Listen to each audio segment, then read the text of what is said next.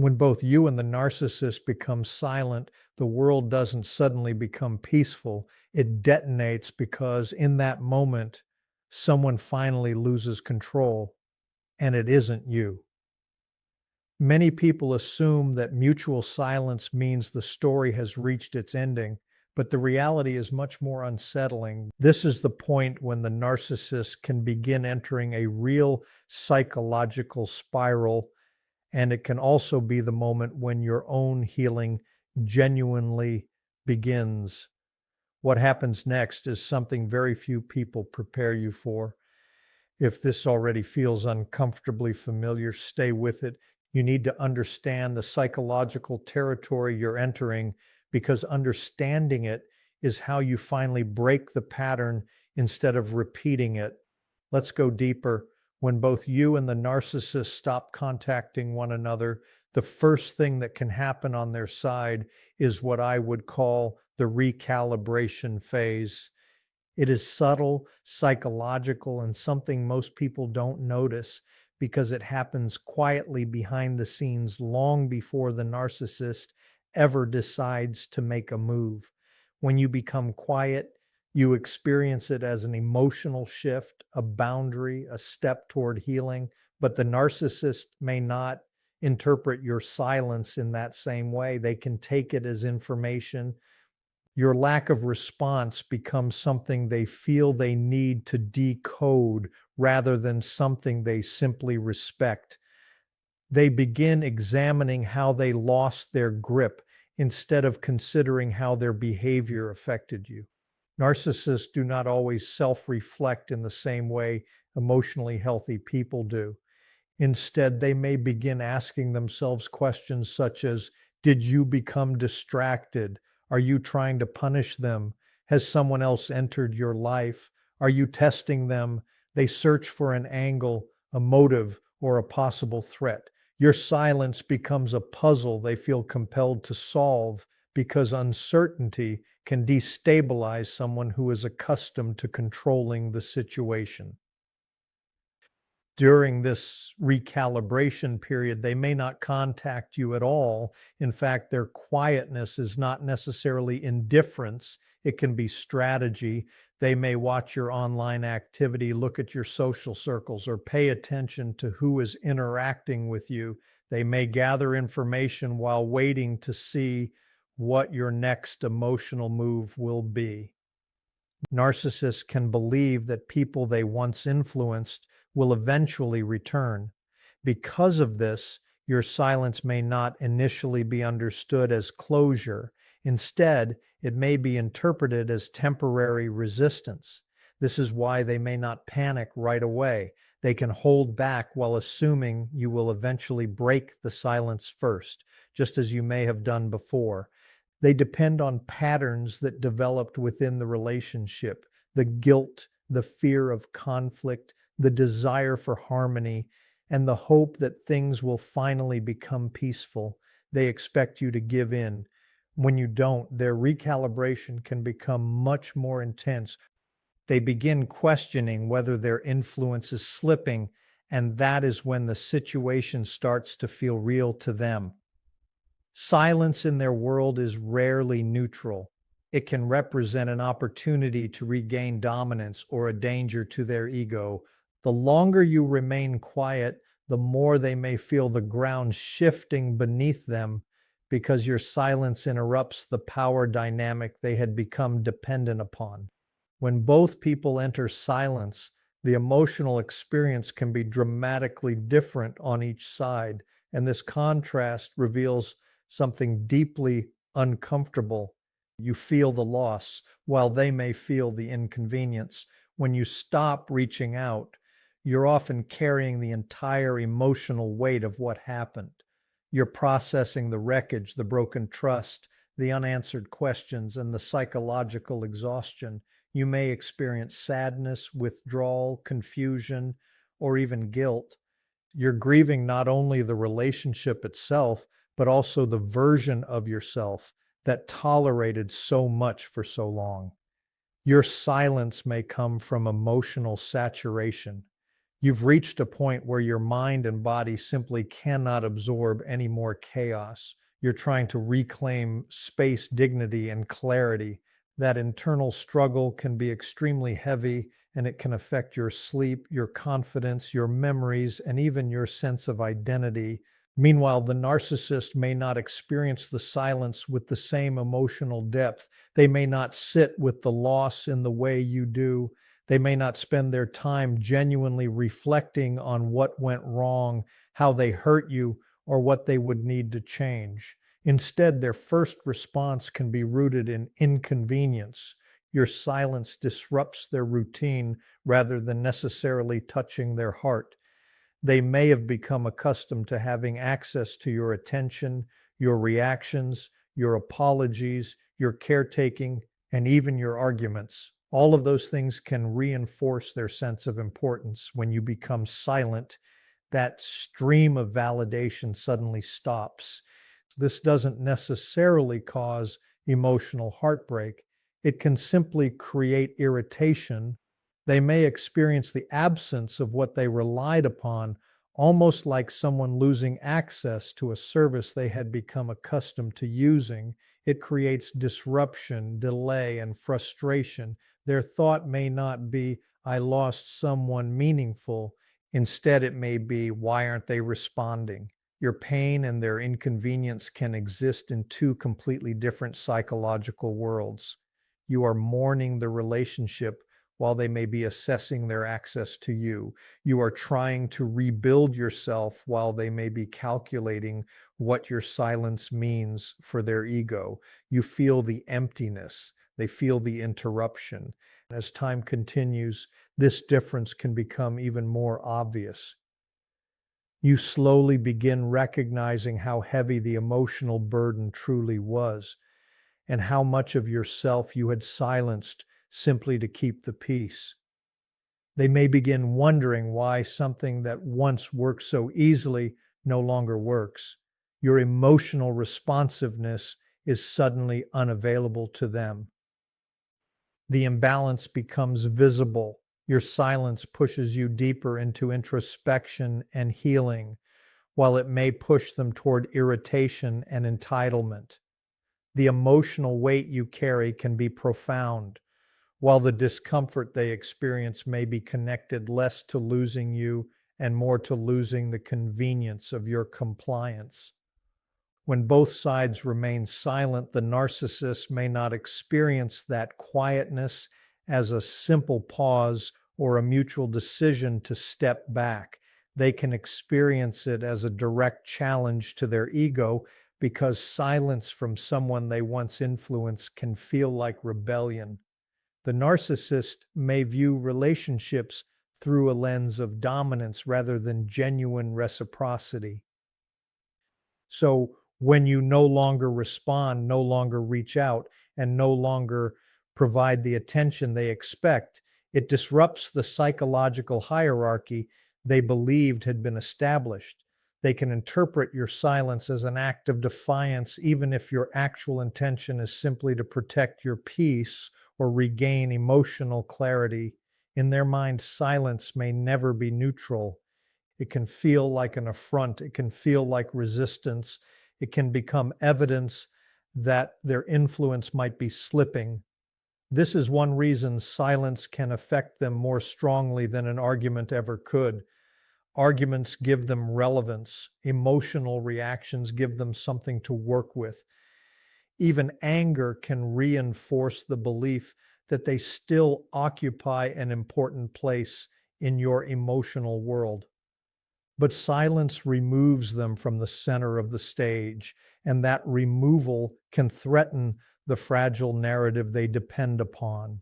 Your silence can force them to confront the possibility that they are not as indispensable, desirable, or dominant as they once believed. Narcissists can struggle deeply with ambiguity, and your lack of communication creates exactly that, a space they cannot fully control and cannot easily decode. Instead of recognizing your silence as a healthy boundary, they may perceive it as provocation. This is where their internal dialogue can become distorted. They may tell themselves that you're being disrespectful, ungrateful, or manipulative. They may interpret your distance as a game, convincing themselves that you're intentionally trying to provoke a reaction from them. Their ego can lead them to believe that your silence is a tactic rather than an expression of exhaustion, self-protection, or emotional survival. Some narcissists may mentally shift into a competitive position, seeing the silence as a battle of wills that they have to win. Others may frame the situation as betrayal, convincing themselves that you abandoned them. Even if they have mistreated you for months or years, they can rewrite the meaning of your silence in a way that protects their self-image rather than helping them understand your experience. As this psychological tension continues to build, the narcissist's sense of control can begin to weaken. Your silence becomes a mirror reflecting their own insecurity. And instead of sitting quietly with that discomfort, they may begin creating new narratives designed to restore their sense of superiority. They may assume you'll eventually give in because you always have before, or they may begin thinking of ways to emotionally punish you for refusing to behave according to the role they assigned you. In their world, your silence threatens their ego because it suggests something they may find extremely difficult to accept. You may no longer be under their psychological influence. And that realization can be far more powerful than any argument, explanation, accusation, or confrontation. Because when you stop reacting, you are no longer feeding the cycle. You are no longer providing the emotional response that keeps the old dynamic alive. You are stepping outside of the role they expected you to continue playing. Your silence is not necessarily about punishing them. It is about removing yourself from a pattern that has exhausted you. It is about refusing to keep explaining what should already have been understood. It is about recognizing that your peace does not require their agreement. The longer you remain grounded in that decision, the more clearly you can begin to see the relationship from the outside instead of constantly experiencing it from within. You begin noticing how often you were pulled into arguments, how often you were expected to defend yourself, and how frequently your emotional reactions became the focus instead of the behavior that created them. This is where silence becomes meaningful, not because silence magically changes another person, but because it changes your participation in the dynamic. You stop providing automatic access to your emotions. You stop allowing every accusation to become an invitation to defend yourself. You stop treating every provocation as something that demands an answer. And when you do that, the old pattern begins to lose its fuel. The narcissist may still attempt to understand, challenge, or test the silence, but you no longer have to make their reaction your responsibility. Their interpretation belongs to them. Your boundary belongs to you. Their discomfort does not require your intervention. This is also where your own mind can begin to settle. At first, silence may feel uncomfortable because you're accustomed to responding. You may wonder whether you should explain yourself one more time, send one final message, or make sure they understand why you walked away. But healing often begins when you realize that you do not need to make someone understand your boundary in order for that boundary to be real. You don't need permission to step away from chaos. You don't need agreement to protect your emotional space. And you don't need to keep participating simply because someone expects you to return. The silence may feel unfamiliar at first, but unfamiliar does not mean wrong. Sometimes peace feels strange after prolonged conflict because your nervous system has become accustomed to waiting for the next reaction. The absence of drama can initially feel like emptiness, but slowly that emptiness becomes space, and that space becomes clarity. You begin hearing your own thoughts again. You begin remembering who you were before the constant emotional tension. You begin recognizing your own preferences, values, and limits. You begin making decisions without wondering how someone else will react to them. That is the deeper transformation that can happen when the cycle finally stops. The narcissist may focus on why you became silent, but you can begin focusing on why you tolerated so much for so long. They may try to decode your behavior while you begin understanding your own.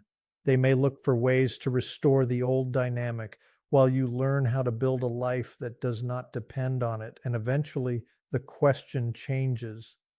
Instead of asking, why aren't they contacting me? You begin asking, why did I ever believe I needed them to? That shift is powerful because it moves your attention away from their behavior and back toward your own life. You are no longer measuring your healing by whether they miss you, whether they regret what they did, or whether they eventually come back.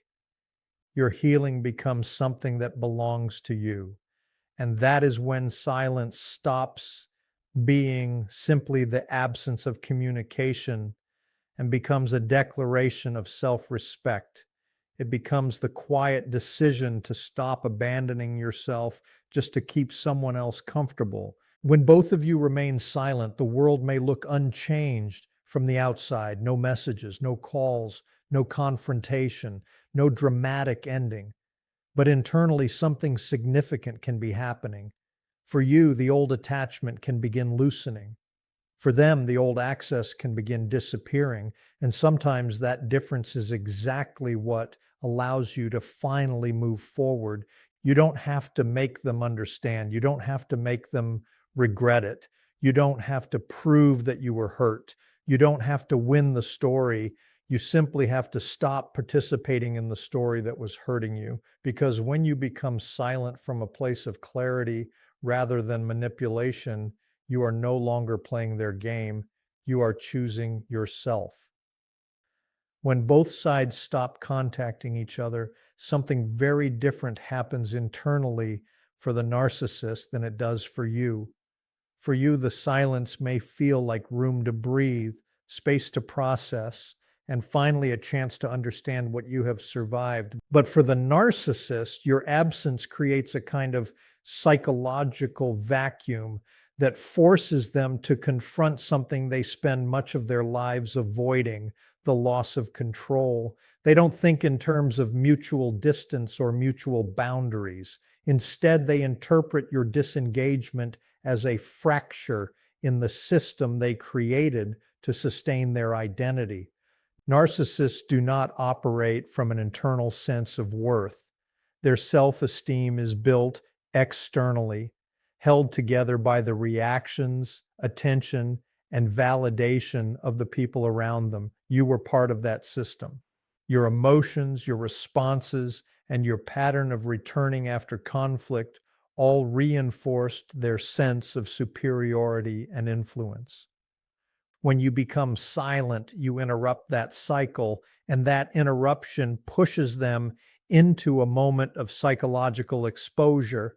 It confronts them with their dependence on your engagement, something they do not want to acknowledge. Even within themselves, they created a narrative in which they were the dominant one, the person in control, the one making the decisions. Your silence challenges that narrative. It sends a signal that you may have stepped outside the role they assigned to you, and that begins to destabilize the carefully maintained identity they have built. Without your reactions, they have nothing to push against, nothing to manipulate, and nothing to point to as evidence of their power. Your absence becomes threatening, not necessarily because they value the relationship in a healthy or emotionally mature way, but because it interrupts the foundation of control that made them feel significant. This is when their internal state can become increasingly restless. They may begin replaying old conversations, looking for signs they failed to notice. They may wonder whether someone else has taken their place. they may start searching for ways to reestablish dominance, even if they have not yet contacted you. The silence becomes louder for them than it does for you because they have no idea what is happening on your side. That lack of visibility takes away the illusion that they can predict your behavior. Suddenly they are outside your world instead of being at the center of it. And that loss of centrality can be deeply uncomfortable for them. Their mind can shift from arrogance to anxiety, from entitlement to suspicion, from certainty to instability. And all of this can be triggered by something as simple as your absence. When both you and the narcissist retreat into silence, it may appear from the outside as though nothing is happening. But internally, the narcissist may begin moving through a predictable series of compensating behaviors designed to restore their sense of control. One of the most common reactions is attempting to fill the space created by your absence through hoovering, baiting, or triangulation. These tactics are not random. They can become psychological tools used when they sense their influence beginning to disappear. Hoovering happens when they realize your silence may not be temporary. At first, they assume you will return because that is what they have become accustomed to expecting from you. But when you don't, the anxiety can begin. Hoovering is an attempt to draw you back into the old cycle, not necessarily because they value you emotionally, but because losing access to you can threaten their sense of ego stability. They may send a gentle message, bring up an old memory, or present some crisis that requires your attention. They may suddenly appear remorseful, thoughtful, or unusually caring. They change their tone according to whatever they believe might work because the objective is not always genuine reconnection. It can be about restoring control. If hoovering doesn't work, or if appearing vulnerable feels too uncomfortable for them, they may move toward baiting. Baiting is intended to trigger an emotional response from you, whether that response is positive or negative. The direction of your emotion may not matter to them. What matters is being the reason for it. They might post something online that is meant to create jealousy, send a harsh or dismissive message intended to make you angry, or manufacture unnecessary drama that pressures you into responding. Any response, even an angry one, can restore their sense of relevance. Silence takes away that feeling of power. So baiting becomes a way of touching the wound they helped create, hoping you will react just enough to prove that they still have access to you. When those approaches fail, they may move toward triangulation. This is where another person is brought into the situation, such as an ex, a new partner, a friend, or a family member. The purpose is not necessarily genuine connection, but rather creating a narrative that places them back in a position of control.